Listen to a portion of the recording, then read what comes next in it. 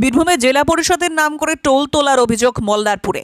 অনুব্রত মণ্ডল গ্রেফতারের পর একসময় কেন্দ্রীয় গোয়েন্দাদের নজরে ছিল বীরভূম জেলা। গরু পাচার মামলা তদন্তে অসহযোগিতার অভিযোগে তৃণমূলের বীরভূমের জেলার সভাপতি অনুব্রত মণ্ডলকে গ্রেফতারির পর সিবিআই তৎপরতা আরও বেড়েছিল বীরভূমে। এমন পরিস্থিতিতে জেলায় বেশ কিছু টোল আদায়ের কেন্দ্র ভাঙতে শুরু করেছিল বীরভূম জেলা প্রশাসন। অভিযোগ উঠেছিল ওইসব টোল চালাতেন রাজনৈতিক দলের নেতারা। বিভিন্ন সূত্র মারফত জানা গিয়েছে গোটা বীরভূম জেলায় এমন প্রায় 40টির বেশি টোল ছিল। প্রসঙ্গত, বীরভূম জেলার বিভিন্ন বালির ঘাট রয়েছে, বিভিন্ন পাথরের খাদান রয়েছে, এর মধ্যে বেশ কিছু অবৈধ বলেও অভিযোগ উঠেছে। সব মিলিয়ে এলাকা থেকে প্রচুর ট্রাক যাতায়াত করে। জেলার সমস্ত অবৈধ টোল বন্ধ হলেও রয়ে গিয়েছে বীরভূম জেলার মল্লারপুর থানার গোয়ালা গ্রামে একটি টোল, যেখানে সমস্ত পাথর বোঝাই লরিতে 170 টাকা দিতে হতো এবং ট্রাক্টরে দিতে হতো 80 টাকা। বীরভূম জেলা পরিষদের নামে টোল ট্যাক্সটিতে রসিদ ছাপিয়ে টাকা তোলা হতো দীর্ঘ 15 বছর। যদিও এই টোলটির অর্ডারে লেখা রয়েছে ঠাকুরপোড়া হইতে গণপুর চান্দিন মোড়ে রাস্তার টোল। বর্তমানে এই রাস্তাটি মোহাম্মদ বাজার থানা ও রামপুরহাট থানার মধ্যে অবস্থিত। দীর্ঘ 15 বছর থেকে কিভাবে চলছে এই মল্লারপুর থানার গোয়ালা গ্রামের এই টোল? মল্লারপুর 1 নম্বর গ্রাম পঞ্চায়েতের পক্ষ থেকে এই টোল কেন্দ্রে একটি নোটিশ জারি করলে তারা নোটিশ ধরতে রাজি হননি। অবশেষে তাদের দেওয়ালে নোটিশটি লাগিয়ে দিয়ে চলে যায় পঞ্চায়েতের কর্মীরা।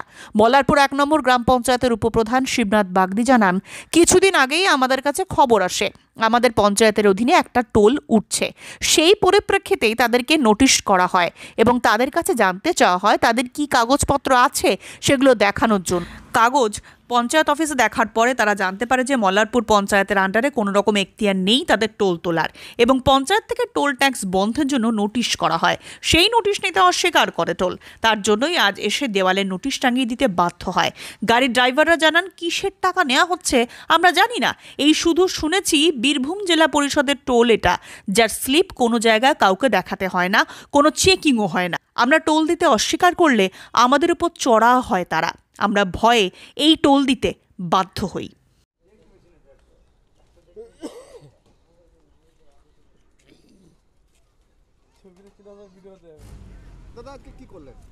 আজকে আমরা কিছুদিন আগে আমাদের কাছে একটা খবর আছে যে এখানে যে টোলটা নেওয়া হচ্ছে আমাদের মল্লারপুর 1 নম্বর গ্রাম পঞ্চায়েতের অধীনে, সেটা পুরোপুরি বেআইনিভাবে, এবং তার পরিপ্রেক্ষিতে আমরা তাদেরকে একটা নোটিশ করা হয়।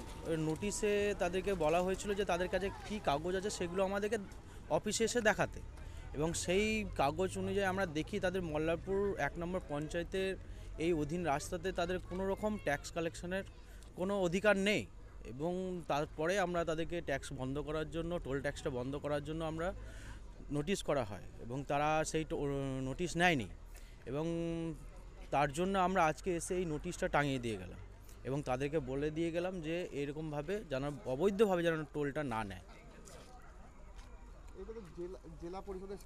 না, জেলা পরিষদের এখানে যে আমাদেরকে কাগজ তারা দিয়ে গেছে, তাদের জেলা পরিষদ কোনো রকমভাবে উল্লেখ করে দেয়নি যে মল্লারপুর 1 নম্বর পঞ্চায়েতের এই রাস্তাতে তাদেরকে টোল নেওয়ার জন্য। আপনারা যখন প্রথমে চিঠি করেছিলেন তখন ওরা কি কাগজ দেখিয়েছিল? ওরা দুটো যেই আমাদেরকে কাগজ দিয়ে গেছে তাতে উল্লেখ করা আছে, যেখানে দেখবেন আপনাদেরকেও আমরা সেই কাগজটা দেখে দিয়ে দেবো, এবং তারা আপনারা দেখে নেবেন যে ওখানে কীভাবে উল্লেখ করা আছে। এখানে মাসরা থেকে ঠাকুরপোড়া, গণপুর থেকে চান্দিমোড় এইগুলোর উল্লেখ করা আছে, কিন্তু মল্লারপুর বলে বা মল্লারপুরের গ্রাম পঞ্চায়েতের এলাকায় কোনো রকমভাবে টোল উল্লেখ নেই। এই জন্য আমরা তাদেরকে এই টোল বন্ধ করার জন্য আমরা আদেশ দিয়েছিলাম। যদি টোল বন্ধ না করেন না, বন্ধ না করে আমরা সরকারিভাবে পদক্ষেপ করবো। আমরা জানিয়েছি, ভিডিওকেও দিয়েছি, থানাতেও জানানো হয়েছে, এবং তাতে যদি না বন্ধ হয় তাহলে আমরা দলীয়ভাবে সেরকমভাবে আমরা আন্দোলন করে সেটা বন্ধ করার ব্যবস্থা করব। কি নাম? আমার নাম শিবনাথ বাবু, আমি পঞ্চায়েতের উপপ্রধান। কি করলেন আজকে? কি করলাম, অভিযোগের ভিত্তিতে একটা চিঠি করেছিলাম যে গলার যে টোল ট্যাক্সটা চলছে সেটা অবৈধভাবে।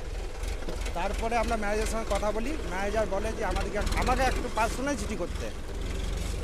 তারপরে একটা ওয়ার্ক অর্ডার দিয়ে আসে, যেখানে দেওয়া আছে আপনার রুট মাসদা টু ঠাকুরপুরা, গণপুর, চান্দিমোড় রোড।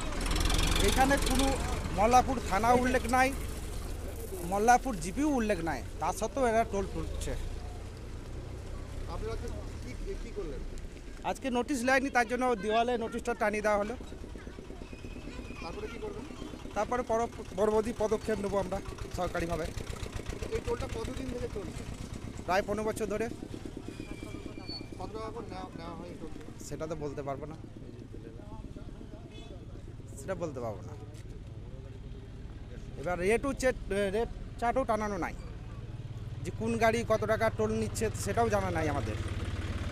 আপনারা আগে ওদেরকে চিঠি করেছিলেন? আগে চিঠি করেছিলাম, তারপরে চিঠি নেয়নি। তারপরে ম্যানেজার বলে যে আমাকে পার্সোনালি চিঠি করতে, যে বোম্বা কনস্ট্রাকশন লেবারের, সে বলেছিল আমাকে পার্সোনালি চিঠি করতে।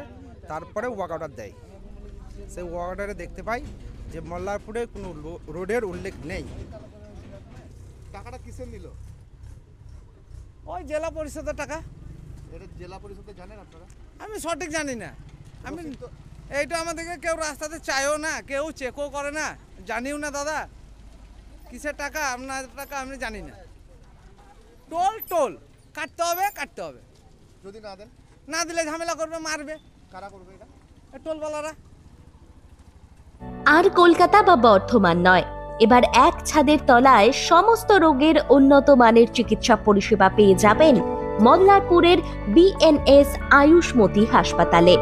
বিএনএস আয়ুষ্মতি হাসপাতাল, বাহিনা মোড়, NH14, মল্লারপুর। বিএনএস আয়ুষ্মতি হাসপাতালে স্বাস্থ্যসাথী কার্ডের মাধ্যমে সমস্ত রোগের চিকিৎসা করা হয়ে থাকে। আমাদের এখানে রয়েছে উন্নত মানের যন্ত্রপাতির আধুনিক অপারেশন থিয়েটার, ICU, CCU ও উন্নত মানের ল্যাবরেটরি। বিএনএস আয়ুষ্মতি হাসপাতাল, মল্লারপুর। আমাদের এখানে জেনারেল মেডিসিন, স্ত্রী ও শিশু রোগ, অস্থিরোগ, কার্ডিওলজি সহ সমস্ত রোগের অভিজ্ঞ ও বিশেষজ্ঞ চিকিৎসক দ্বারা চিকিৎসা করা হয়। আমাদের এখানে কিডনির ডায়ালিসিসও করা হয়।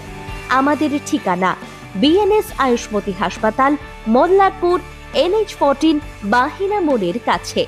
যোগাযোগের নাম্বার 7890500905 এবং 7890300903।